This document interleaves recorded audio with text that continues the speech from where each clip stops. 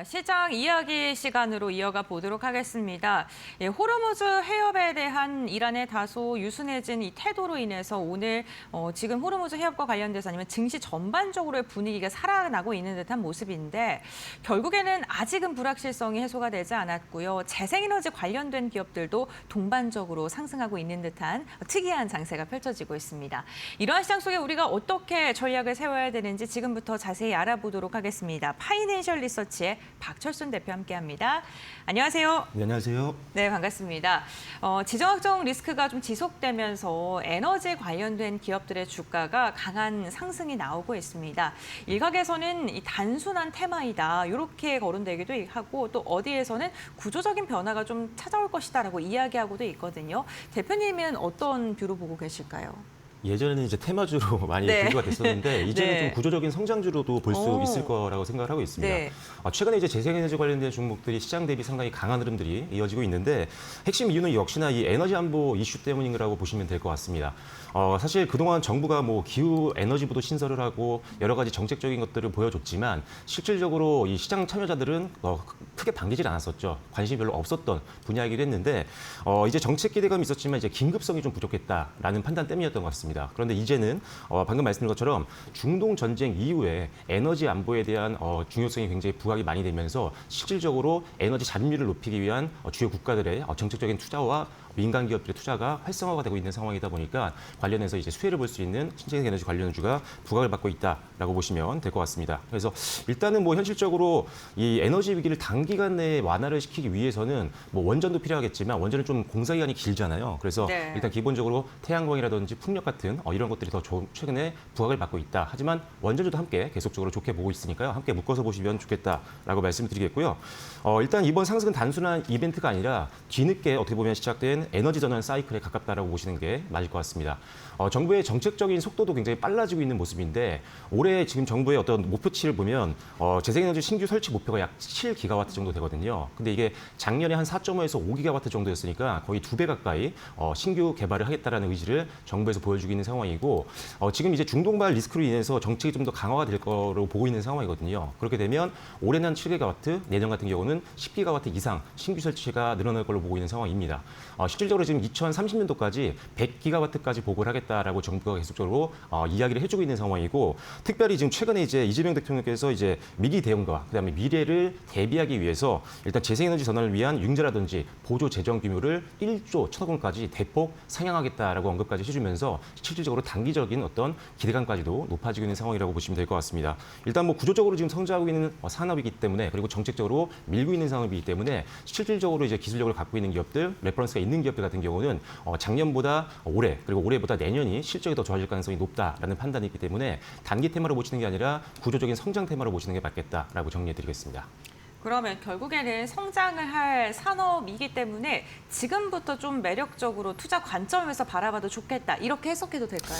네, 일단은 뭐 지금 증시 시장 상황 속에서도 사실 계속적으로 관심이 좀 필요하다라고 보고 있는데 조금 전에 언급드린 것처럼 정책이 계속적으로 확정이 되고 있습니다. 우리나라만 그런 게 아니라 미국이라든지 유럽 같은 경우도 재생에너지가 계속적으로 확대될 것으로 보이는 상황이기 때문에 그렇게 되면 당연히 정책적인 지원에 힘을 입어서 캐펙스는 계속적으로 늘어날 수밖에 없는 상황이고 그렇다고 한다면 신재생에너지의 설치 물량도 당연히 동반 상승할 수밖에 없습니다. 그래서 관련 기업들 같은 경우는 실적 가시성이 높아질 수밖에 없기 때문에 투자 관점에서 충분히 실적을 봤을 때도 우리가 기대를 해볼 만한 요인들이 분명히 있다라고 보시는 게 맞을 것 같고요. 사실 그동안 뭐 국내 증시에서는 이 신재생 에너지 파트가 만년 소외 섹터로 많이 분류가 됐었고 중간중간 어떤 이슈가 있을 때만 테마성으로 단기 급등이 나오는 경우가 많았었는데 이제는 그런 부분들이 좀 이제 많이 사라질 걸로 보이는 상황이고요. 일단 대한민국 자체 그리고 글로벌 주요 국가들의 에너지 전환 정책 자체가 바뀌고 있는 상황이기 때문에 계속적으로 여러분들이 태양광과 풍력 쪽 계속 지켜보시면 좋겠다라고 말씀드리겠고요. 특히나 이제 저 개인적으로는 풍력도 좋게 보고 있긴 하지만 태양광 쪽 설치량이 더 많을 걸로 지금 업계에서 보고 있는 상황이거든요. 그래서 태양광 쪽을 많이 보시면 좋을 것 같고 오늘 이제 상한가까지 가서 좀 아쉽긴 한데 왜냐하면 빨리 추천드리고 싶었는데 오늘 상한가 종목이 있었거든요. 현대에너지솔루션입니다. 일단은 이 태양광 쪽에서 국내 모듈 시장에서는 점유율이 1위인 기업이기도 하고요. 한국에서 어차피 정책적으로 이제 태양광을 많이 설치하게 되면 당연히 실적이 올라갈 수 있고 특히나 이 회사는 미국 쪽도 대응을 하고 있는데 미국 쪽에서 매출이 굉장히 큰 폭으로 오르고 있는 상황들입니다. 실적을 보시면 아시겠지만 엄청난 증액 구간에 지금 들어와 있는 상황이라고 보시면 될 것 같은데 일단 재작년까지만 해도 매출은 잘 나오고 있었지만 실적이 그렇게 좋지는 않았었거든요. 그래서 한 영업이익이 2024년도에 35억 원 정도 수준이었는데 작년에 무려 412억 원까지 올라갔습니다. 그만큼 폭발적인 증액 구간에 작년부터 돌입을 했기 때문에 구조적인 성장주 그리고 구조적인 이익 성장주로서도 손색이 없다. 다만 이제 급등이 나왔기 때문에 눌림목을 좀 공략해보는 전략으로 천천히 담아가는 전략으로 대응해 보시면 좋겠다라고 말씀드리겠고 일단 1차적인 목표가는요. 한 22만 원 정도 선까지는 룸을 좀 열어놓으시고 대응하시면 좋을 것 같습니다. 네, 알겠습니다. HD현대 에너지 솔루션에 대한 이야기를 좀 해주셨고요. 에너지 관련된 대체에너지 기업들, 신재생 기업들 지금 구조적인 성장 국면에 들어가는 지금 상황이다라고 이야기를 해주셨습니다. 다음으로 저희가 어제 잠깐 이야기를 나눴던 부분인데 강관 기업들이요. 순환매를 돌다가 이제는 강관까지 상승하는 모습이 나타나고 있는 듯한 모습입니다. 결국에는 지정학적 리스크 때문인데 구체적으로 왜 이렇게 오르는 걸까요? 역시나 뭐 중도공발 이 네. 리스크 때문인데 에너지가 이제 문제가 생긴 거잖아요. 그러다 보니까 유가가 급등을 했던 거고 그래서 다시 한번 에너지 안보에 대한 중요성이 더욱더 부각이 되고 있는 상황이었습니다. 그러다 보니까 주요 외신에서도 이런 걸 얘기했더라고요. 뭐냐면 주요 국가들, 정부라든지 아니면 에너지 업계에서는 비용 부담이 있음에도 불구하고 해협에 대한 의존도를 좀 줄이겠다. 그렇다면 이제 육상로를 이용을 하겠다라고 하는 거거든요. 왜냐하면 지금 호르무즈 해협이 막혔기 때문에 유가가 급등이 된 거고 이로 인해서 많은 산업들이 지금 타격을 받을 수 있는 상황인데 그렇다면 다시 언제 또 이런 지정학적 리스크가 생길지 모르기 때문에 미리 사전에 이런 대비를 하고자 육상로를 좀 개척을 하겠다라고 언급을 지금 해주고 있는 그런 상황입니다. 특별히 이번에 이러한 충동 불명성에서 부각이 됐던 게 사우디아라비아 쪽이었는데 사우디아라비아가 동서쪽을 연결하는 석유관을 지으려고 하고 있습니다. 한 1,200km 정도 규모라고 알려져 있는데 이게 지금 이번에 중동 지정학적 리스크가 부각이 되면서 이거 좀 더 급물살을 타면서 실질적으로 이제 추진이 될 가능성이 높아지고 있다라고 판단을 하고 있는 거고요. 실제로 사우디 정부에서도 이런 부분들을 좀 더 가시화시키고 있다, 구체화시키고 있다는 것들이 언론에 계속 노출이 되고 있다 보니까 관련된 기업들 당연히 낙수 효과를 볼 수 있을 것 같다라고 보시면 될 것 같습니다. 그전에 이제 글로벌 에너지 정책이 생산 중심이었다면 이제는 인프라, 안보 쪽 이쪽으로 구조적으로 가다 보니까 결국 육상로 쪽에서 이제 송유관이라든지 이런 것들이 증설이 계속될 것으로 보고 있는 상황이고 그렇기 때문에 당연히 강관주 같은 경우는 납품을 할 수가 있기 때문에 수익이 늘어날 수 있는 가능성이 높다 이렇게 보시면 될 것 같습니다. 그리고 이제 고부가 가치 제품들 판매량이 점차적으로 늘어나고 있는 것들이 우리나라 기업들 쪽에서도 확인이 되고 있는데 예를 들어서 일단 우리가 알고 있는 뭐 심해 파이프라인이라든지 해상 풍력, 수소 거기에 이제 미국 같은 경우는 LNG 프로젝트가 이제 본격적으로 가동이 되면 어마어마한 규모의 강관이 필요할 수밖에 없는 상황이기 때문에 우리나라도 역시나 납품했던 경력이 있는 레퍼런스가 있는 기업들 같은 경우는 이익이 큰 폭으로 늘어날 수 있는 가능성이 높아지고 있는 상황이다라고 보시면 될 것 같습니다. 그래서 일단은 지금은 제가 보고 있는 상황 속에서는 일단 기본적으로 미국 쪽을 대응을 했었던 경험이 있는 기업들 그리고 실질적으로 어떤 생산 능력이라든지 관세를 좀 피할 수 있는 어떤 이점이 있는 기업들 위주로 선별적인 투자가 필요하겠다라고 정리를 해드리도록 하겠습니다. 네, 이 강관 관련된 기업들 뭐 다 좋은 것보다는 그래도 실적에 받쳐주고 좀 선별적인 접근을 해야 된다라고 이야기를 해주셨습니다.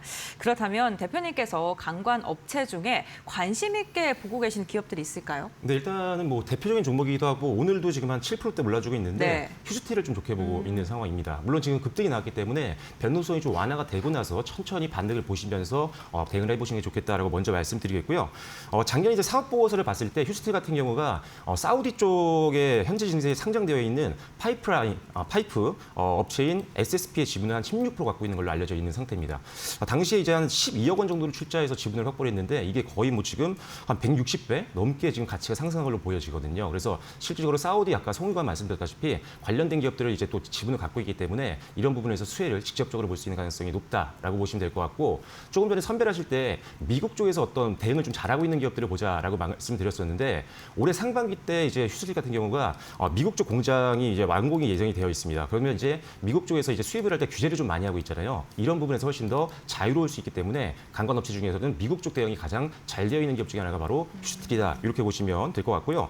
그리고 LNG 프로젝트의 수혜를 또 볼 수 있는 이유가 있는데 이 회사 같은 경우는 석유 메이저 기업이죠. 쉘사도 이제 어떻게 보면 파트너로 있는 상황이고 그다음에 캐나다 에너지사 싱크로드의 공급 업체로도 승인이 됐기 때문에 북미 지역에서 대응이 상당히 강한 네트워크를 갖고 있다라고 보시면 될 것 같습니다. 그래서 미국 쪽 대응이 잘 되고 있는 기업 그리고 현실적으로 지금 사우디 쪽이라든지 중동 지역에서의 어떤 이제 지분 확보를 통한 네트워크가 있다는 것 자체가 매력적인 기업이기 때문에 휴스틸 조금 변동성만 잦아진다면 천천히 점진적으로 분할 매수 관점에서 접근해 보시면 좋을 것 같습니다.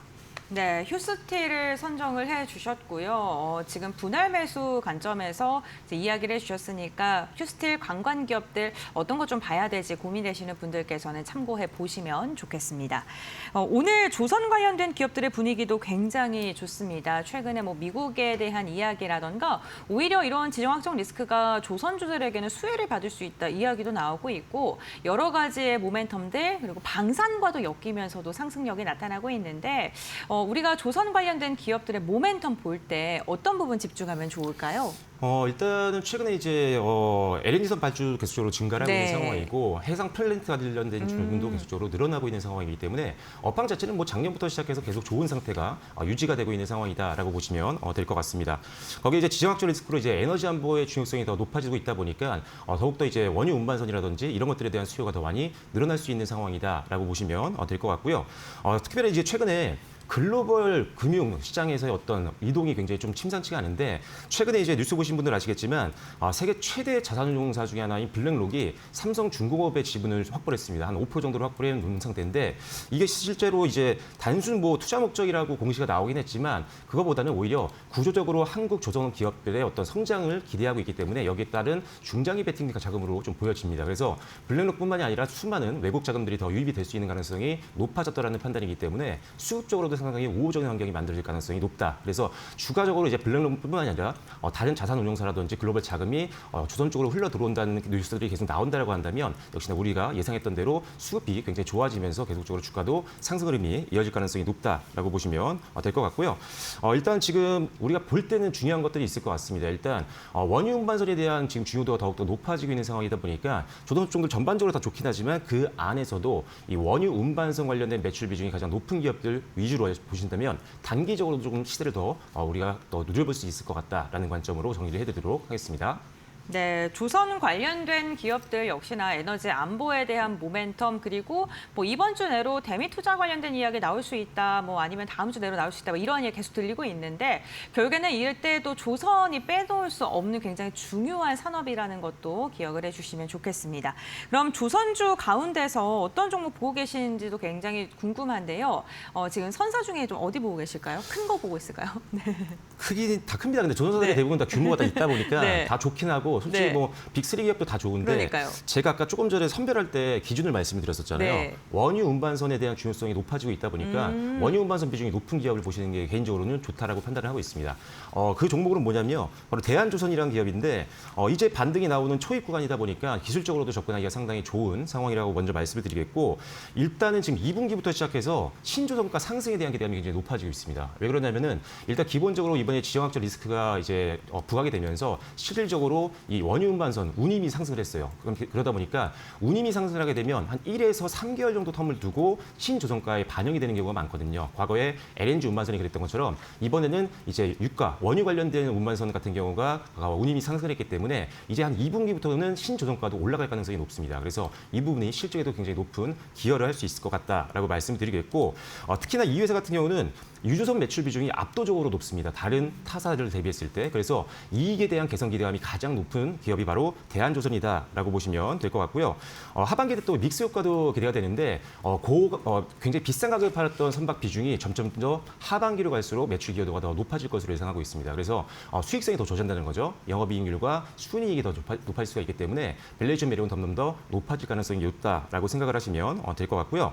그리고 주주환원에 대한 정책 기대감도 있는데 사실 최근에 주주환원 정책에 대해서 적극적인 기업들도 투자 포인트가 될 수가 있잖아요. 그렇죠. 대한조선도 마찬가지입니다. 이 회사 같은 경우가 일단 주당 250원의 배당을 결정을 했었는데 한 96억 원 정도 수준이고요. 그다음에 400억 원 규모의 자사주 취득 신탁 계약을 체결했습니다. 그러니까 합단을 하면 한 500억 정도 되는 거잖아요. 근데 이 500억 정도 되는 주전환 정책 자체가 작년 순이익의 22% 정도가 됩니다. 그만큼 적극적으로 지금 주전환에 대해서 의지를 보여주고 있는 회사이기 때문에 주전환 정책에 대한 기대감으로도 충분히 움직일 가능성이 높은 기업이다. 그리고 이만큼 적극적으로 주전환을 한다는 것 자체가 그만큼 현금성 자산이 풍부하다는 의미이기 때문에 재무적으로도 우리가 기대해 볼 수 있는 부분들이 분명히 있다라고 보시면 될 것 같습니다.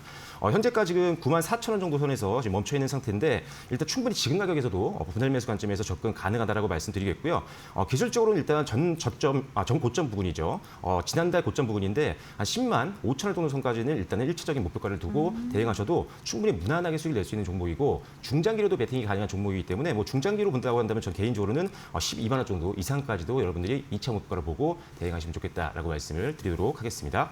네, 유조선 관련된 산업을 하고 있는 대한조선, 조선 기업들 가운데서 가장 눈여겨보고 있다라고 말씀을 해주셨고 목표가 10만 5천 원 선까지 제시해 주셨으니까요. 참고를 해보시면 좋을 듯합니다.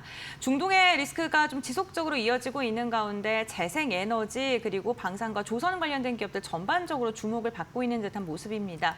오늘 이런 중동 리스크와 관련돼서 우리가 눈여겨볼 섹터나 종목 좀 정리를 해드렸으니까요. 투자 전략 세우시는 데 참고해 보시면 좋겠습니다. 대표님과의 말씀 여기까지 나누겠습니다. 고맙습니다.